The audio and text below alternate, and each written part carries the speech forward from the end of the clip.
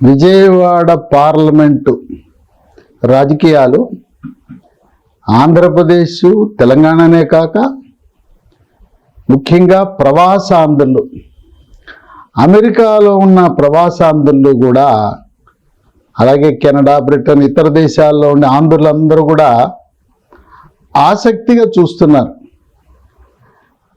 Vijayawada parliament రాజకీయాలు hot topic అయింది.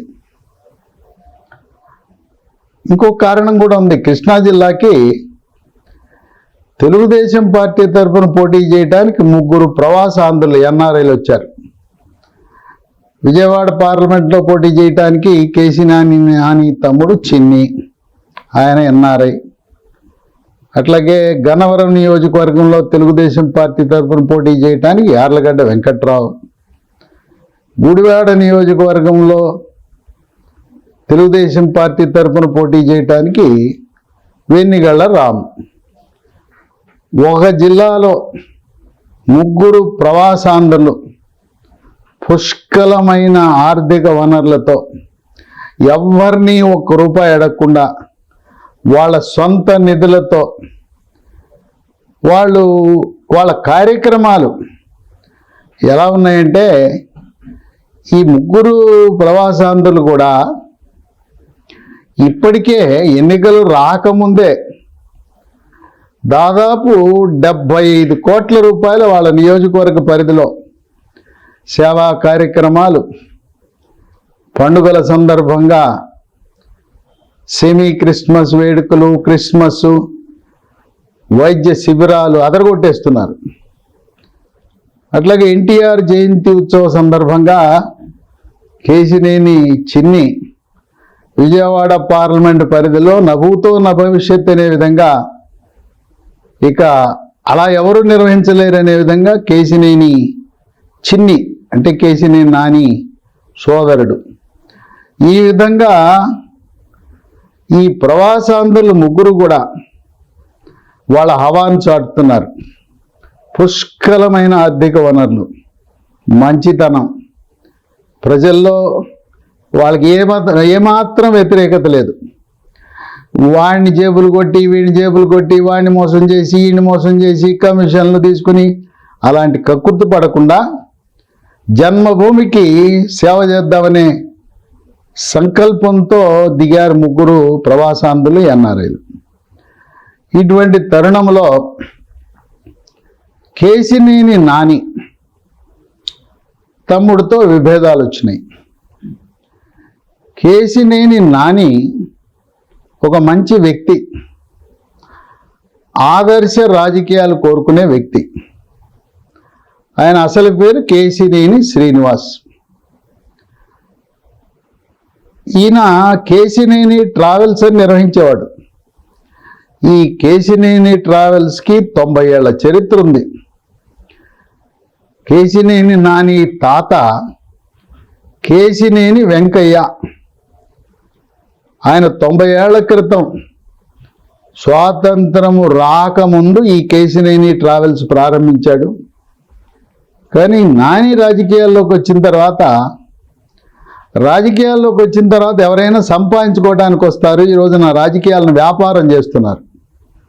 కానీ కేశినేని నాని తన ఆస్తిని రాజకీయాల్లోకి వచ్చిన తర్వాత సేవా కార్యక్రమాల ద్వారా నిజాయితీ గల రాజకీయాలు చేయాలని హారతి కర్పూరంలో ఆయన ఆస్తి కరిగిపోయింది.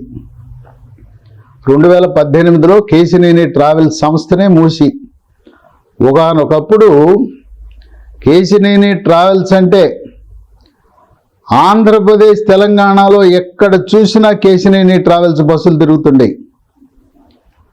ఉత్తరాఖండ్ వరదలు వచ్చినప్పుడు చంద్రబాబు నాయుడు స్వయంగా ఉత్తరాఖండ్లో ఉండే తెలుగు వారిని ఆదుకుని వాళ్ళని వేల సంఖ్యలో హైదరాబాద్, శంషాబాద్ విమానాశ్రయానికి పంపినప్పుడు కేశినేని ట్రావెల్స్ బస్సులు విమానాశ్రయం నుంచి వాళ్ళ గమ్యస్థానాలకి, వాళ్ళ గ్రామాలకి, తెలంగాణ, ఆంధ్రప్రదేశ్ గ్రామాలకు చేర్చిన కేశినేని ట్రావెల్స్ అటువంటి సేవా తత్పరత కలిగిన సంస్థ అధిపతి కేశినేని నాని. ఆయన వ్యాపారం చేసుకుంటూ ఎందుకు ఆ కోరిక కలిగిందో, మెగాస్టార్ చిరంజీవి పార్టీ పెట్టి మెగాస్టార్ చిరంజీవి యొక్క ఆయన యొక్క ఉద్దేశాలు, లక్ష్యాలు, గమ్యము నచ్చి పిఆర్పి పార్టీలో చేరాడు. ఆయన అక్టోబర్ 26, 2008 సంవత్సరంలో పిఆర్పిలో చేరాడు కేశినేని నాని. మెగాస్టార్ చిరంజీవి పాపం ఆయనకి రాజకీయంగా కొత్త, పక్కన మంచివాళ్ళు ఉండగా కొన్ని దుష్ట శక్తులు పక్కన చేరి వాళ్ళ దాటికి తట్టుకోలేక 3 నెలల కాలంలోనే అక్టోబర్లో చేరాడు. జనవరి 2009 కల్లా ప్రజారాజ్యం పార్టీని వీడి, బాబు ఈ మెగాస్టార్ చిరంజీవి పక్కనున్న వాళ్ళ దాటికి మనం తట్టుకోలేం అని చెప్పి 3 నెలల్లోనే పార్టీని విడవలసి వచ్చింది. అంటే ఎక్కడున్నా కేశినేని నాని ఆత్మాభిమానాన్ని ఆయన కాపాడుకుంటాడు. గౌరవం ఇచ్చి పుచ్చుకో అని, గివ్ రెస్పెక్ట్ టేక్ రెస్పెక్ట్ అనే వ్యక్తి, ఒక పద్ధతి గల మనిషి. అనామకులు వచ్చి నేదో అది చెయ్యి ఇది చెయ్యి అంటే చేసే వ్యక్తి కాదు. 2009లో అప్పుడు తెలుగుదేశం పార్టీలో చేరటం జరిగింది. చంద్రబాబు నాయుడు అప్పుడు వస్తున్నా మీకోసం అనే యాత్ర నిర్వహించినప్పుడు ఖమ్మం జిల్లా నుంచి, ఖమ్మం జిల్లా పూర్తి చేసుకుని కృష్ణా జిల్లాలో ప్రవేశిస్తే ఆ జగ్గయ్యపేట కృష్ణా జిల్లా సరిహద్దు నుంచి మళ్ళీ పశ్చిమ గోదావరి జిల్లా సరిహద్దు హనుమాన్ జంక్షన్ దాటించే వరకు ఎంత దూరము పాదయాత్ర చేశాడో చంద్రబాబు నాయుడు. ఆ ఖర్చును మొత్తం భరించాడు కేశినేని నాని. ఉన్నారు చాలామంది తెలుగుదేశం పార్టీలో 83 నుంచి కూడా రాజకీయాల్లోకి వచ్చి డబ్బు సంపాదించుకున్న వాళ్ళు ఉన్నారు, కోటీశ్వరులు ఉన్నారు. ఎవ్వరు కూడా జేబులో రూపాయి చేయి పెట్టల. కేశినేని నాని సర్వం తానై ఆ ఏర్పాట్లు, ముఖ్యంగా ఆర్థిక వనరులు ఏర్పాటు చేయటంలో ఆయన ముందంజ వేశాడు.